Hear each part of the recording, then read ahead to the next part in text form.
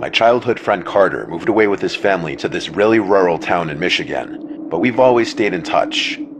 His family is very country, and I'd go as far as to say they're kind of rednecky, so the move there was no surprise. His family loves me, and I'm always welcome to go visit. We're 19 now. I'm in college. Carter works for his dad. They have a huge property up there. I had visited before. This was not my first time going up there. So it was a weekend in the fall. I was going to stay at Carter's family home up there. His mom and his sister wouldn't be there this weekend. It was just him and his dad. It's a 4.5-hour drive up there. It's a lot of farmland and open fields by them. To get onto their property was a gravel road about 300 feet off the main road. I got there to a warm welcome by both Carter and his dad. They were already sitting in the backyard drinking beers, so after bringing my bag in from the car, I joined them. Carter was telling me about all the trails in the area that we could take my Toyota 4Runner off-roading.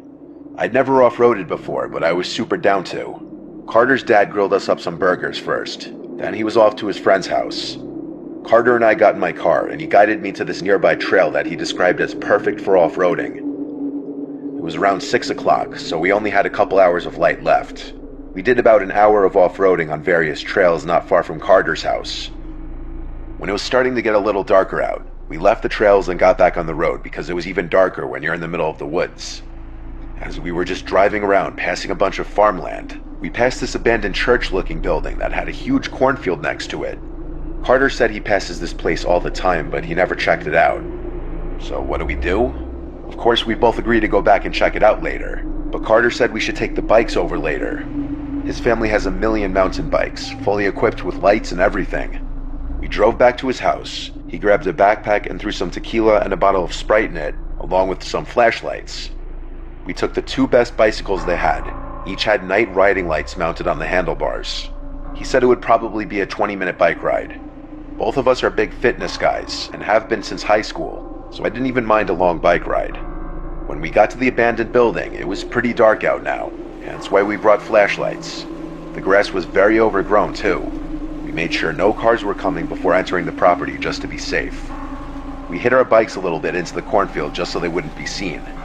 There was still just enough light outside to navigate without turning on the flashlights. We didn't want to make it too obvious we were here. We were thinking of getting some cool, artsy shots of each other for our Instagram inside the building, if we could find a way inside. The place was definitely an old church. The shape of the windows confirmed it. We went to look through one of the windows, and it was way too dark to see inside. I told Carter to hand me a flashlight. The flashlight made all the difference. We could see inside now. We both noticed something strange in the pews. It was what looked like a person's head, hunched over, sitting down with their back to us. Carter said it looked like a mannequin, especially considering it was completely motionless. We placed a friendly bet, Carter betting it was a mannequin and me betting it was some drunk homeless man. We went to the front door of the place and saw it was boarded up. Carter shook the door just for the hell of it to see if it would budge, but there was no shot. He implied this meant he won the bet because there was no way for a homeless person to get in there. I said, hold up, let's check the other windows for a closer view. So we walked along the other side of the church to the window we knew had the best angle of whatever we saw in there. But now, when I shined the flashlight through the glass, whatever was in that pew just a couple minutes ago was gone. I told Carter he owes me money because I was right, even though that was also terrifying. He asked, where did they go then? I shined the light in every direction until we both spotted it at the same exact time and jumped. The man standing right to the left of the window on the inside. He was looking at us. It didn't look like no homeless man to me though. We took off running back to the cornfield. We tried to find the bikes in a panic, but we couldn't. It was so dark out now that we were avoiding turning on our flashlights to expose ourselves. We heard a slam from the church building. It sounded like some kind of door. Carter told me to be quiet because he heard sounds in the cornfield, like the crops being brushed through by someone. Then it just stopped and went silent. Dead silent. No breeze at all, so all the crops were just still. We were stationary, ducked down, scared to move. We were in this position for a solid minute before Carter said in a low voice, "Which way did we leave the bikes?" And this was when we heard the crops mere feet away from us being brushed aside as someone was clearly running towards us. I screamed, "Go!" as we both beeline through the crops, as some of them were smacking me in the face. At some point, we cut out into the open, leaving the cornfield, running back to the road. We were no longer being chased. Carter called his dad right away, and he came and picked us up. He wasn't the kind of dad to get pissed at us for trespassing or drinking or anything like that. He was more so pissed about the bikes, but he said we were right to leave the bikes and run. The next day, he drove us back to that church, bringing his gun with him. We looked in the crops until we found the bikes. Then we threw them in the bed of Carter's dad's truck. We were about to leave when we took a look back at the church and saw someone at one of the windows. It had to be the same person. I guess when he saw us notice him, he creepily walked away from the window. Carter's dad said, "Let's get the hell out of here," because that was genuinely disturbing. For his dad to be creeped out meant a lot. He's a pretty tough guy. We went to some barbecue place afterwards and had a bunch of food and some drinks. Afterwards, Carter's dad called some town number to let them know someone was squatting in that abandoned building. As long as it was brought to their attention, at least we felt like we did something. Who knows if that man is still hiding in that church, though? Or who he was, for that matter.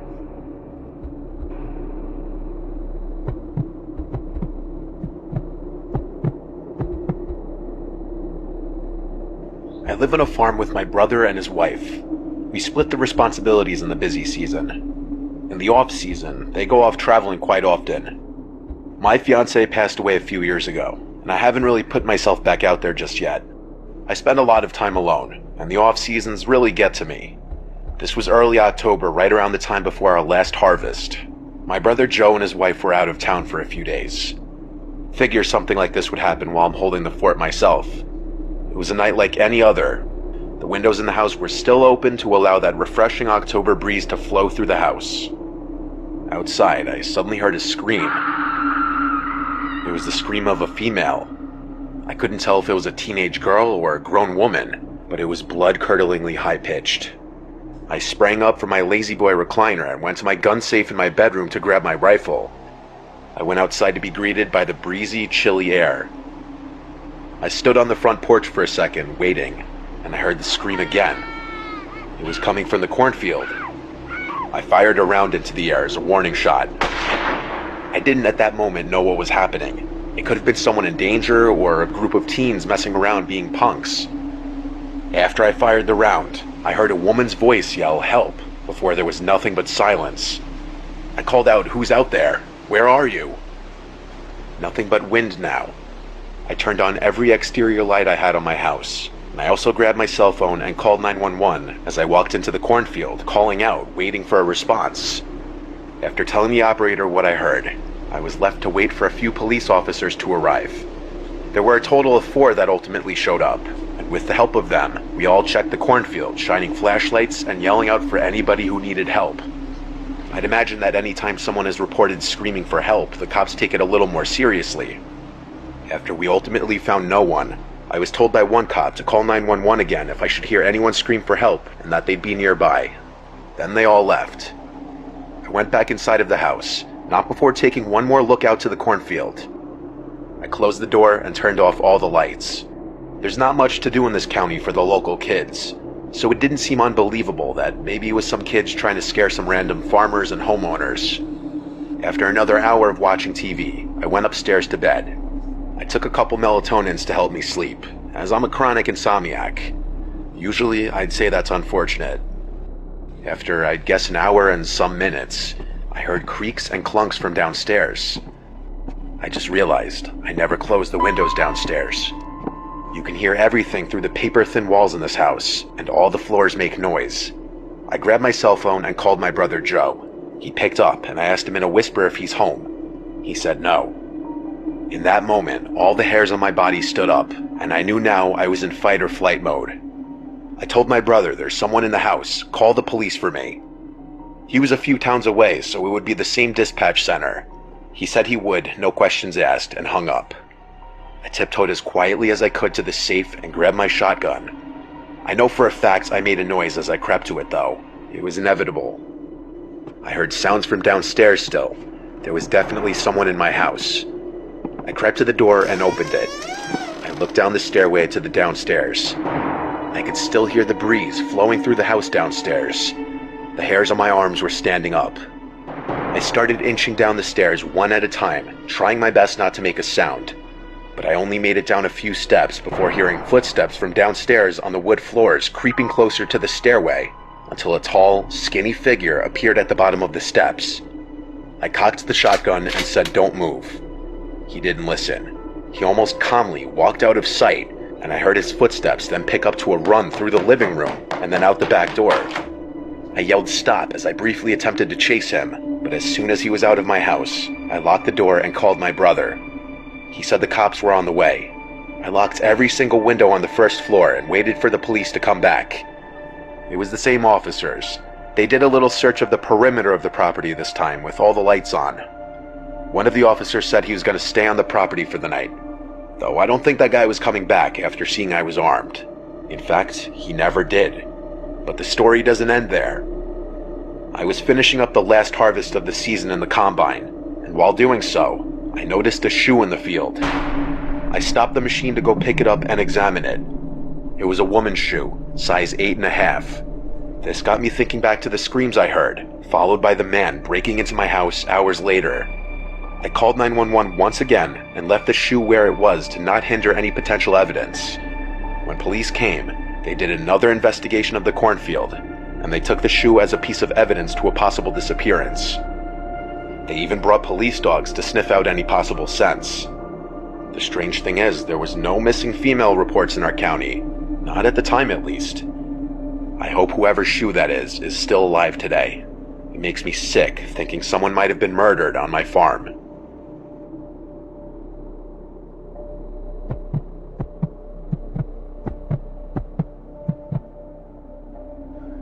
When we were kids, our family had a vacation home in Hollywood, South Carolina. By we, I mean my 3 brothers and I. And by vacation home, I mean this 3-bedroom mobile home. It wasn't fancy, but it was part of our childhood and is still nostalgic to think about. Whenever we got off the highway and started seeing nothing but farms, we'd know we're almost there. I'm the second oldest. At the time of this story, I'm gonna guess our ages were 14, 12, 10, and 8. The mobile home was a little primitive, but we had electricity at least. The TV up there was very old, but it was good enough to bring our PlayStation and play on. We'd been going up there so long that we had a bunch of places we'd love to go. This big playground for an elementary school that we'd always play hide and seek tag in while our parents sat there and read magazines. This grocery store that we would love to play games in as well. We even loved exploring all the woods surrounding the property.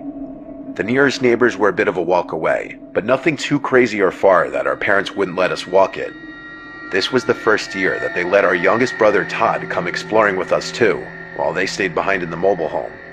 We walked down a different road that strays away from the dead end, and it's worth noting that there was next to no traffic on these roads, as our mobile home was on a long road that eventually led to a dead end, so the only through traffic would be the few people who lived on this road.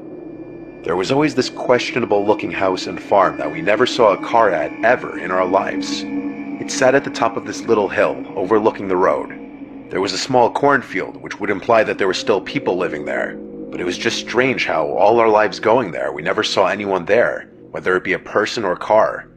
So between the woods surrounding the property, the 2 buildings, the shed, and the cornfield, we realized this was a perfect spot to play hide and seek tag. It was broad daylight right now.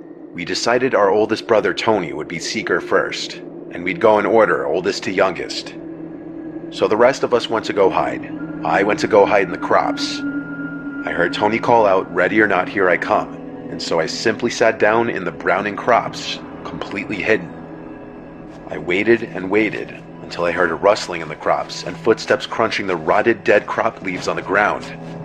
I didn't know which of my brothers it was, but I wasn't taking a chance. I ran out of the crops and into the grass and up the hill towards the red shed. I expected Tony to come out after me, but he didn't, so I figured it was one of my little brothers. I heard commotion as Tony was chasing my 10-year-old brother George down the hill on the other side of the house, and the 2 were laughing and screaming. Tony caught him, and so George was out. I stayed put behind the shed. Then I noticed Todd, leaning against the back wall of the house, looking at me laughing. I put my finger up to my lips to go shh, and he did the same. Then I thought to myself, wait, who was in the cornfield with me then? Tony came around the house and immediately and easily tagged Todd, and then he saw me since I was in a straight line of sight from him. I started running down the hill, which gave me a good speed boost, but Tony got that same speed boost, and he was bigger and faster than me. He caught me with ease. The four of us met at the bottom of the hill by the road, and I was supposed to be up next. But I asked everyone if anyone had gone in the crops as well. When all of them said no, I got scared. I told them I heard someone walking in the crops, and it may have been the homeowner, so we should leave. With that, we left in a hurry and walked back to the mobile home, where our parents were watching a movie in the living room. For dinner, we went to the local pizzeria that we all loved. From what I remember, our dad told us that nobody lived in that house that we were playing at. So, when we got back and it was dark out, we just knew we wanted to play flashlight tag now. Our mom didn't want Todd coming out with us past dark, and I'm sure they only let us go because Tony was 14 and they thought he was old enough to keep an eye on us.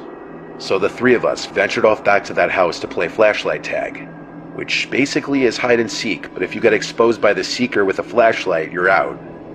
Once we got to the property again, it was like 90% dark out. They wanted me to seek this time since Tony did last time, so I turned around and counted to 60, and then I shouted, "I'm coming." I kept the flashlight off as a strategy to not give away my position. I could just barely see enough to navigate around. I ran up the hill to the house, which had no lights on. I peered around the walls of the house, and then the shed. I didn't see either of them. I looked into the trees, and decided to turn my flashlight on and look through the tree line. Still nothing, so I turned the flashlight back off. I knew one of them had to be in the cornfield. It was too obvious of a hiding spot. It was small enough that I could check it out. I got to the bottom of the hill by the cornfield and quietly pushed my way in. It was hard not to make noise in here, but I tried my best. I also kept the flashlight off to not make it obvious I was in here. I didn't realize until now that it was dark out how absolutely scary this was at night. As I was sneaking around the crops, I heard footsteps inside the crops. I had to be sneaky if I wanted to catch them. I honed in on exactly where the footsteps were coming from, and when I heard them right on top of me, I turned on my flashlight and yelled, "Caught," but all I saw was the back of someone running away from the light. "Who is that?" I said. "You're out." Then I heard this creepy laughter. It wasn't the laughter of my brothers, or any kid for that matter. It sounded like some deranged adult. I was frozen, apart from moving my hand with the flashlight around trying to see who it was. I heard a grown man's voice say very softly, "Can I play with you guys?" And then I saw his face. It was half covered by the few crops still separating the two of us. From what I could tell, he had this kind of deformed-looking face. I really couldn't tell if it was a mask or not. I ran out of the crops and started yelling my brothers' names, saying, "Run, game over." I heard them both yell back at me from the same spot. They hid together. I saw them running down the hill with their flashlights on. I turned mine on and told them to just keep running. We ran all the way down the road until we got back to our property, and we were out of breath. But I told them there was some deformed-looking, freaky man hiding in the crops, and that he was probably the one I heard in the crops earlier, too. I still remember their faces when I told them this. When I told my parents, they looked confused, and my dad didn't seem to know how to react. My mom made it clear she didn't want us going off the property past dark anymore. Honestly, I didn't want to anyway. I had trouble sleeping that night, thinking, what if that man was outside in the pitch darkness, outside one of the windows? I could tell I freaked everyone out a little bit with my description of the man. I had no reason to make it up, though, and they knew that. It goes without saying, we didn't go back to that property up the road. Thank God it wasn't that close to our property. My family sold the property only a few years after this.